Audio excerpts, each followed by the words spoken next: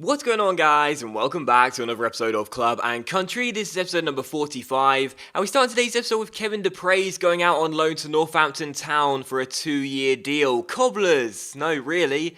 That's soccer AM stuff, isn't it? Yeah, De Praise is going to go to Sixfields for 2 years, and I'm totally fine with that. It's crazy, but I think we sent like 4 or possibly even 5 youth players now to the English lower leagues to develop their game. But either way, he's going to go to Sixfields on a 2-year loan deal, and he's a defensive midfielder, 59 overall, 19 years old. And I've said a few times before now, it's very unlikely those sort of players will ever succeed for us, to be honest. But either way, he's going to Northampton, he'll play for the Cobblers, and yeah, I'm totally fine with that. But I'm not fine with that terrible joke I just made. But still, we're taking on Lille here for the first game of today's episode away from home back in the league. Coming on the back of that fantastic win against PSG at the Parc des Princes in our Coupe de Ligue semi-final game. That sent us through to our first ever cup final with Paris FC, so we were really delighted about that. Now taking on Lille back in the league here, looking to stay top of the table and extend the gap in terms of points. First chance fell to us, and the second chance also fell to us here a couple minutes before the break, and Thomas Lemar has scored once again, and I have got no idea what has happened to this guy, man. Seriously, it's just crazy. But throughout the entire season,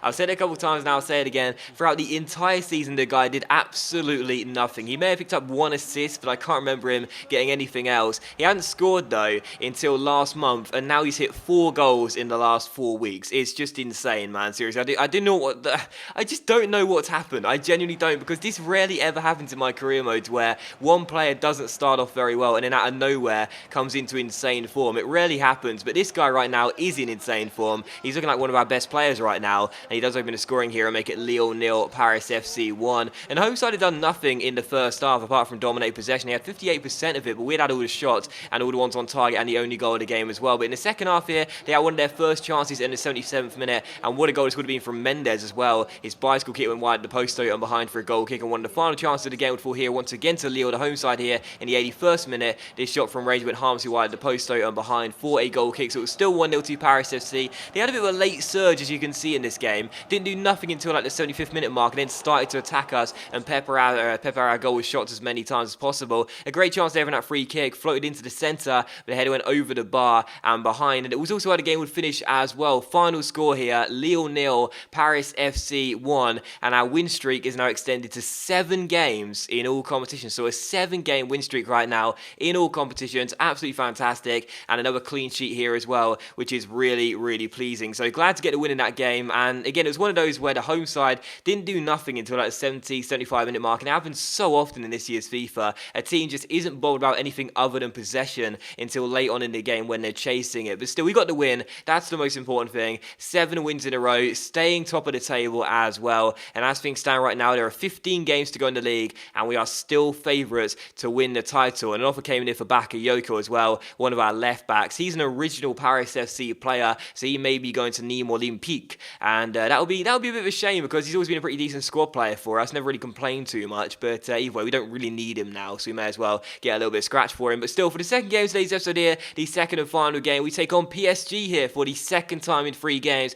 away at the Parc des Princes once again. Now, we beat them in the last game, of course, in the Coupe de Ligue, but it is worth noting that our last league game against PSG, was at Paris FC's ground, and we lost by a goal to 0. So now taking on PSG, we may be 9 points clear of them in the table with 15 games to go, but due to the head-to-head ruling, right now they've got the advantage in that category. So don't get me wrong, we're still the favourites. Points are, of course, the most important thing, but the head-to-head ruling does give PSG a glimpse of hope. But still, taking on PSG here, the first chance fell to them. Barmy made a pretty unconventional save, and then from the corner, we failed to deal with it. David Luiz found Luis Suarez, played it back to the Brazilian centre-back, and David Luiz fired a shot wide at the post and behind for a goal kick. So a bad miss there by the former Chelsea man, and it was still 0-0. In the 45th minute, Barmy made a really good save there, turned this shot away, and then the follow-up cross was blocked by Latour and turned behind for a corner. So still goalless at the break, but PSG in this game had absolutely murdered me. They may have had less possession, but they were just completely dominating in terms of the shot category, and I was under pressure for the entire game. They kept on launching long balls into the box,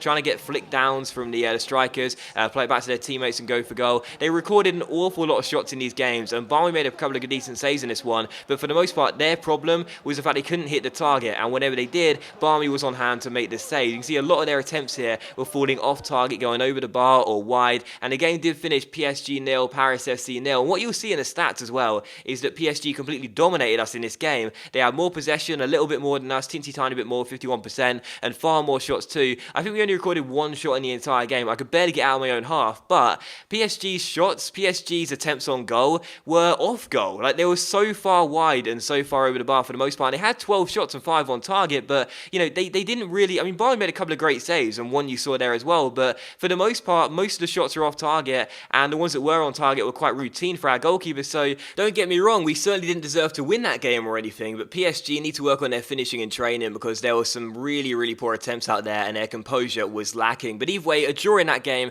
We are still top of the table with 14 games to go. It doesn't mean that our head-to-head record gets cancelled out, though. They still have a better head-to-head record than us, which is a bit of a shame, but at least we didn't lose that game, and I'm pretty pleased that despite them having a record amount of attempts on goal, not a record amount of attempts, but a lot of attempts on goal, we were still able to make sure we kept a clean sheet and got ourselves a valuable point. Still falling out, it was time for a transfer deadline day, and I looked at our budget and I thought to myself, could we make any more moves? We had about £4 to £5 million left in our budget to work with once we'd adjusted the wage budget, but I was thinking to myself, we probably won't be able to find anyone good for that amount of money, and we'll probably just be buying a squad player. So I decided to put all the money in the wage budget, and you saw me put in a contract offer for him straight after that. The guy I was looking at signing for Paris FC is 34-year-old FRANCK RIBEry. Now, I know you're probably sitting there thinking, why? Because that sort of goes against the grain of what this series is primarily about, is developing the younger players. But I was thinking to myself, what we're lacking here at Paris FC is a real star, a well-known player, you know, someone who is known across the world, someone who is one of the bigger names in European football. And I was thinking, as Bakayoko gets sold here, if we could bring FRANCK RIBEry to Paris FC, just imagine the statement we will be making to other teams in this division and teams in Europe. So after he accepts his pre-contract on 115 grand a week, FRANCK RIBEry signs on deadline day for Paris FC and will join us next season. And I know a lot of you guys out there will be sitting there thinking, I'm not really too sure this was a good deal for you, because you completely messed up the wage structure here. You know, he's going to be your highest earner by a long way. He's going to earn double what our current highest earner called Chiro 50 grand a week does.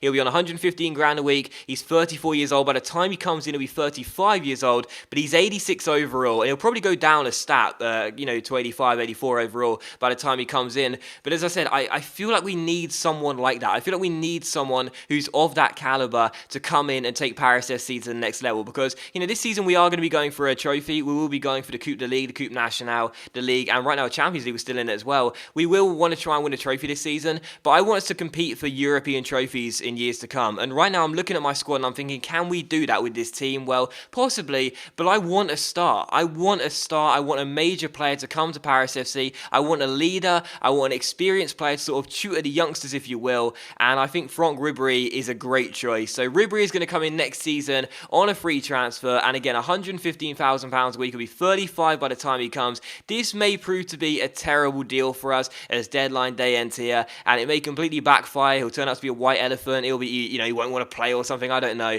We'll have to wait and see. But I'm thinking to myself, we need someone of that caliber to take Paris FC to the next level, because right now the players we have, it's going to be a while until we get someone in the mid to high 80s. But RIBEry's going to come in. He's already going to be in the mid 80s, most likely at least. And I think to myself that this is probably going to be one of the only times we can sign a player of that caliber and have him in the Paris FC lineup. So RIBEry's going to come in, and again, you know, this is a debatable transfer, and I'm sure you guys will be thinking about it and wondering whether I made the right deal here or not. Feel free to let me know in the comments. I don't mind. But to me, I'm looking at it from a business sense of view, and I'm thinking to myself, a business point of view, and I'm thinking to myself, this team you'll see right here in the squad report at Paris FC, is it good enough to win European trophies? And will it be good enough to win European trophies in 2 years? I'm not entirely sure. But with a player like RIBEry in our team, though, a game changer, as Spencer would say, someone who can actually transform us and show that we are good enough to attract that caliber of player to this team,